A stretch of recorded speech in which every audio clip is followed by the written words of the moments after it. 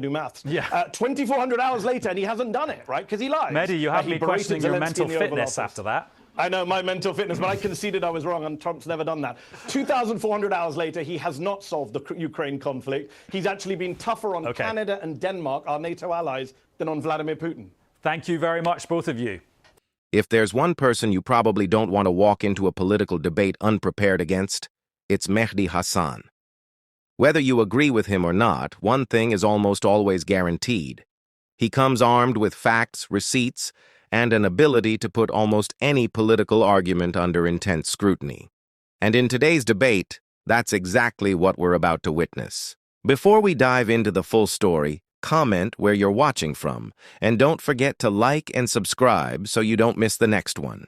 Now, this discussion centers around Donald Trump's first 100 days back in office, and let's just say one of his biggest defenders walks into this debate sounding very confident.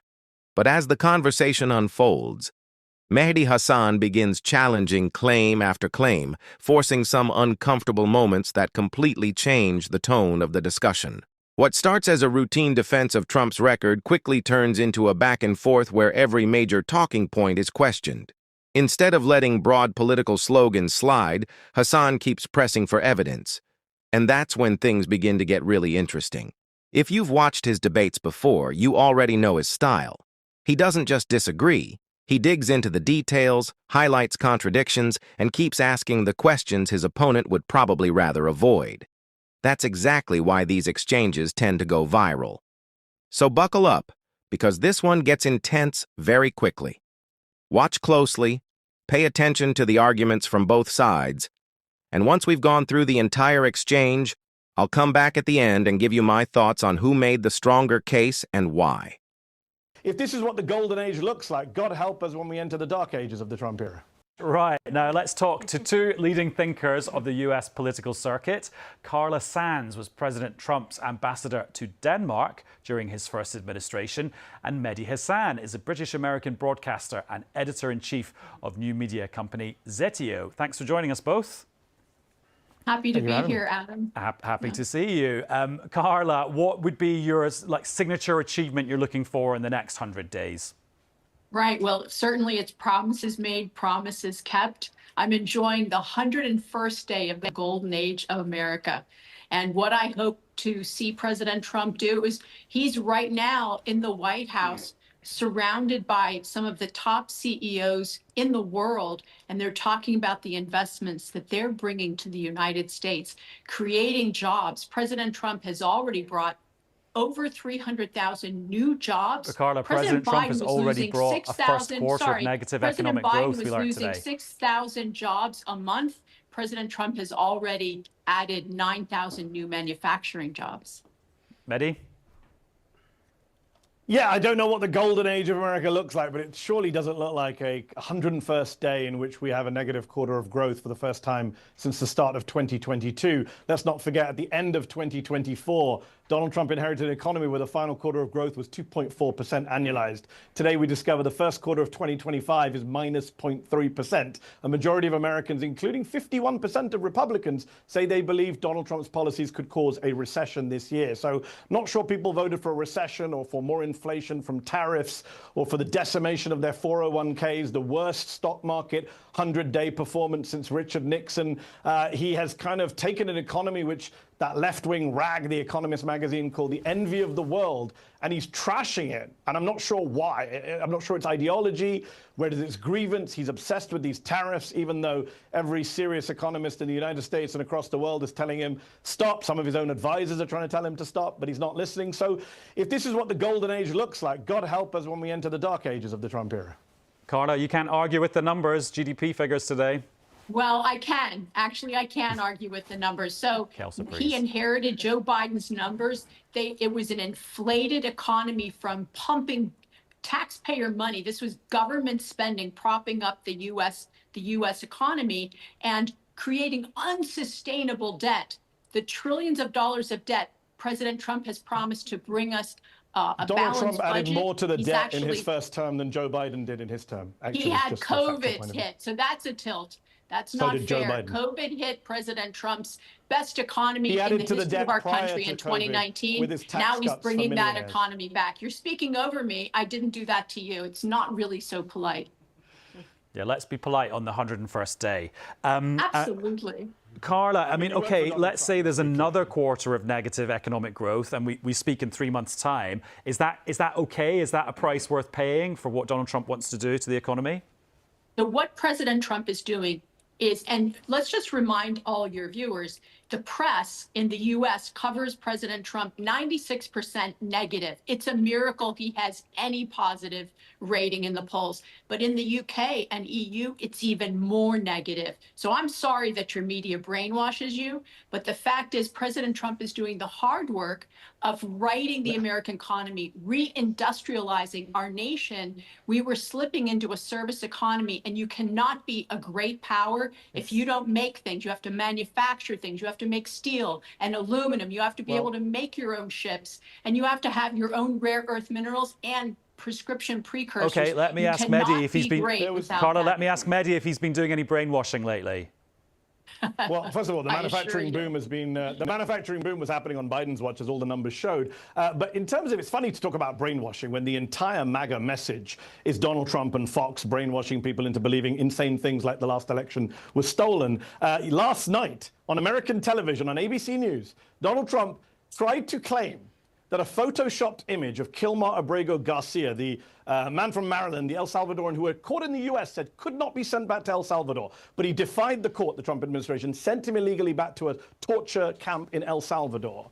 And Donald Trump went on live TV and 7 times, Adam, 7 times, he said that MS-13 was written on his knuckles, because this was the digitally photoshopped image that Trump was given by his aides and that they put out to right-wing media. It's a photoshopped image. Trump 7 times claimed to the audience that those numbers were really there on his hands. That is the level of delusion and gaslighting and dishonesty in this White House. I mean, every president lies. George Bush lied, Joe Biden lied, or Barack Obama lied. But no one lies like Trump. To take an image that's fake, that's photoshopped, that's demonstrably untrue, and repeat 7 times on national television. No, he had the letters MS-13. Is he mentally competent? We talked about Joe Biden's competence. Is Donald Trump mentally competent? Recently, he told Time magazine, Adam, that he won at the Supreme Court. The Supreme Court ruled 9-0 against Trump and said you must facilitate the return of Kilmar Abrego Garcia. They are violating the Supreme Court. They are violating lower courts. That is what they're doing in this 100 days. Okay, Carla, is your man relying on a doctored image and falling for fake news with that picture? Adam, I don't want to waste the time of your viewers talking about an inconsequential known gang member. I want to talk about how President Trump has brought $5 trillion of new investment into the United States, how we're making America healthy again by taking the dyes out of the food and finding actually the cause of autism, a heartbreak for so many American families. They're losing their children. And also making America safer, taking the DOD, which was going woke and very like an indoctrination center, and creating, again, that lethal fighting force focused on the mission of what was keeping happening the at the United States DOD's safe. Department of Defense? What was happening in the military caused by woke, as you put it, that was so bad, Carla? Yeah, so the U.S., the DOD under the radical leftists controlling Joe Biden, who your media never talked about as mental incompetence, and everyone saw it even in 2019. Mental incompetence, you won't even defend. Mehdi, let Carla finish and I'll come back to you. If I may, so we saw the Pentagon refocus on the security of the United States instead of doing things like censoring Americans. How about what USAID was doing, destabilizing the world and funding terrorism from U.S. taxpayer dollars? It's unconscionable. Okay, let's let Mehdi respond to some of the things that you were Democrats. saying there. Sure. Yeah, you said a lot there. I mean, look, what she said about USAID is false. Elon Musk and Doge are super unpopular, have failed, they're being thrown out. She talks about she says she doesn't want to talk about inconsequential gang members. The president, 7 times as the journalist tried to move on, insisted that the journalist concede that words were written on a hand that were not written. That's mental incompetence. He's deluded. Well, it could just be a mistake, Mehdi. That's not a sign of like a mental fitness. Hold on, Adam. He held up a photo that was doctored. That was bad enough a week ago. We were told, oh, he didn't mean it literally. And last night he told us he literally believes 7 times that this guy has MS-13 written on his knuckles, a guy who shouldn't even been in El Salvador, and he's defying a Supreme Court ruling that Carla doesn't want to mention. As for making America safe, Donald Trump pardoned 1,300 rioters on his first day in office. His own Vice President, J.D. Vance, his own Attorney General, Pam Bondi, said he wouldn't do it. He did it. He pardoned 300 people who attacked police officers.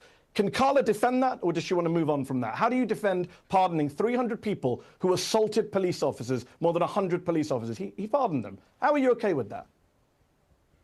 We're talking about the noise and not what actually matters. Okay. The fact that this Salvadoran, I'm sorry, this El Salvadoran citizen had already had a removal order. He had had his day in court. He had had his hearings. He had come in twice. The Supreme Court says illegally. 9-0. He must be brought back. 9-0. So I don't think that the Supreme Court of the United States actually makes American foreign policy. That comes from the executive. And so sometimes the court doesn't get it right. It's not a foreign policy decision, it's a due process decision. But at the same time, we need to see that our country is run in a constitutional way, and we have separation of powers, thankfully.